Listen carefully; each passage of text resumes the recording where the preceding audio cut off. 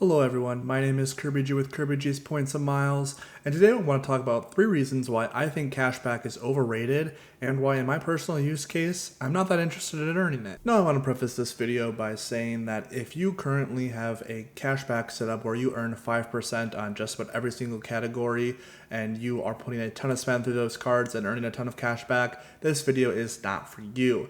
For some people, cashback is the optimal setup, and it should be preferred and should be used by some people. But for this video is for those who are kind of curious about where they should be putting their spend, and if points and miles is something that would work great for them, or if cashback is the way to go. For me personally, as someone who wants to travel, I don't really care about cashback. I want to squeeze every penny of value I can out of my credit cards, and that just means cashback is going to be mostly irrelevant to me. The best way to show that is to kind of go over the 3 reasons why I really just don't care about cashback right now. Reason number 1 is that it is hard to earn cashback when compared to points and miles. Right now, the average cashback credit card is a free card with probably giving you 3x on dining, 3x on some other category, or it's some type of rotating category card. They'll give you 5x on X category for 3 months before it moves on to the next, or it'll give you 5x on one category, 1x everything else, or it's just a standard 2x card. I'm sure whenever I said those qualifiers, a bunch of different cards popped in your head, maybe the custom cash, maybe the freedom, one of the Chase Freedom cards, maybe the City Double Cash, lots of different cards out there that are no annual fee, and those are all great cards. The only issue is that their sign-up bonuses really only give them $200, maybe $250 to $300 if there's an elevated offer. And while an extra $250 would be awesome, and I would always take $250 over $0, that's just not going to really move the needle for me when it comes to my travel goals. If I want to fly business class or even just get 4 nights at a Holiday Inn, again, two kind of drastically different categories, the $250 of cashback that some of these cards might give me will help, but will not help me pay for that travel. I don't mind paying out of pocket for some things, but when it comes to flights and hotels, I want them to be as close to free as possible, and I'm just not going to get that with cashback. I want to travel. I want to see the world. If you are someone who is not that interested in traveling and are maybe more interested in things like a road trip or maybe a long weekend to some city that's 3 hours away, I can understand why cashback might be more appealing to you. But for me, again, as someone who wants to see the world and wants to experience new things, cashback is just not moving the needle for me.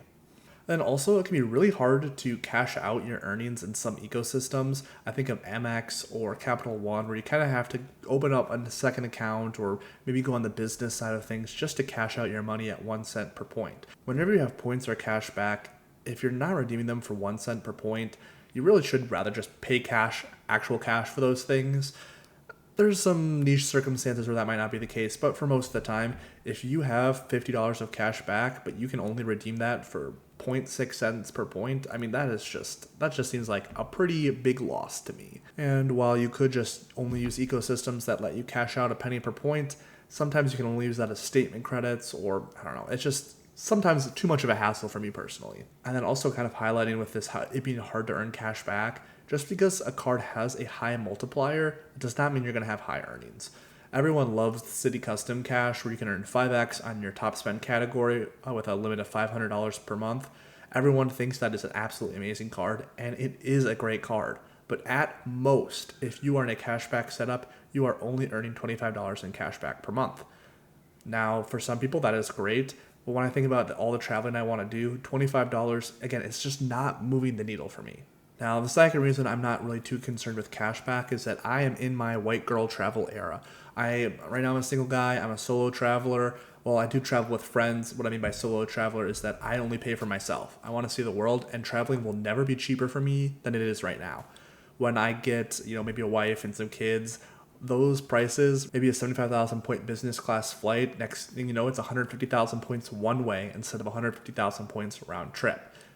I want to travel as much as I can while I'm only paying for myself. Ideally, I'd love to see 100 countries and 50 states in my life. I'd love to cross that list as soon as possible, but that's going to be really hard if I just want cash back. Now, I could have prefaced this video by saying I don't want cash back because I'm team travel and ended the video there, but there some people might suggest more of a maybe hybrid approach where I'm earning points in some categories, but for cards where I have 5% cashback cards, I use those cards. And a hybrid setup might be great for some people. And there are some people in the credit card community that make a lot of YouTube videos. They've always mentioned sprinkling in a little bit of cash back. But for me, I really just want to squeeze the value out of every single point that I have. And cash back, most of the time, will just not do it for me.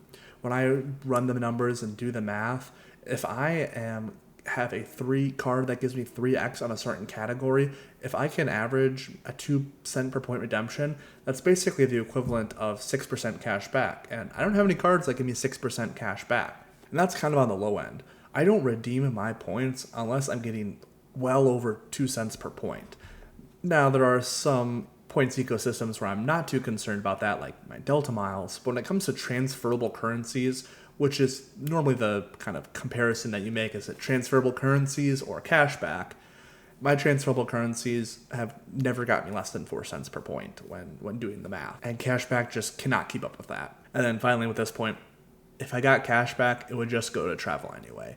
So if my points and miles are going to be more value in that travel, it's points all the way. And reason number 3, I just don't really need cash back right now. I am blessed enough to have a big boy job, and while I'm definitely not rich by any means, I'm financially responsible. I have a 6-month emergency fund right now, so if everything were to go tits up, I'd be a-okay. I'm also making sure I hit my investing goals. While I am not someone who's going to be able to max out every single investment account every single year, I don't make that much money. I am at a point where I feel comfortable with my investing goals. Extra cash is always a win. I just do not need cash back right now, so I may as well earn a points currency that I feel I can get more value out of. Now, there may be some people that have certain setups where cash back just destroys points and miles, and those people are out there. It all depends on how you travel and, how you really make things work for you. Are you willing to spend hours looking at websites trying to find the best deals possible? For me personally, I've been fortunate enough that I haven't had to spend too long trying to find great deals, but for the transferable currencies that I have spent, I've gotten some insane value. I know I've mentioned a few caveats throughout this video, but I really just want to highlight that when I say cashback is overrated, like I put in the title of this video, I am not coming for those people who love their cashback. There are some people, again, who are just raking in the cashback. They know how to abuse the system, and all the power to you. And I just want to say, I do have cashback credit cards. I could use my Capital One Saver card and cash out my Capital One miles. I could do a lot of different things if the time were to arise. Specifically, if the credit card companies just cut me off and I'm not able to apply for new cards, maybe I would go towards a more hybrid approach. I'm not saying that I will never be interested in cashback, but for my travel goals right now, cashback is a complete afterthought. This is a personal situation that every single person should evaluate for themselves. How do you travel? How much money do you spend? And what cards do you have? And what cards could you possibly acquire? Someone could watch this video and say, you know what, maybe I should have a more travel-focused approach. Or you're hearing me talk and you're thinking, wow, I don't travel like him at all. Maybe I should take a second look at cashback. If I'm not traveling, these points are just monopoly money. They're not real. It's all fake. So if something were to come up, it would be nice to have an extra $500 in cashback that I could cash out at any time. Right now, I have transferable currencies.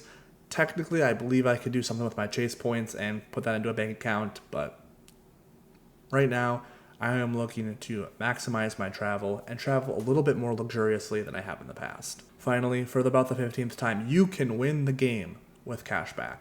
As long as you're not paying any interest to these banks, you are paying in full every single pay period, and you're earning that cashback, you're already doing better than a debit card. So all you cashback fans, please don't come for my throat. I'm just saying, in my personal situation, I'm just not considering cashback right now.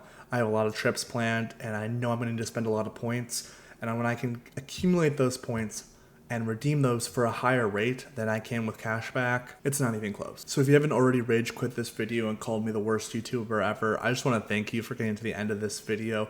If you enjoyed, feel free to like, comment, subscribe. I'd love to hit 500 subscribers by the end of the year, and we are knocking on the door of 200. So I just want to thank you all who have subscribed recently. And right now you should see a video coming up that YouTube might think you might enjoy. And most importantly, have a great rest of your day.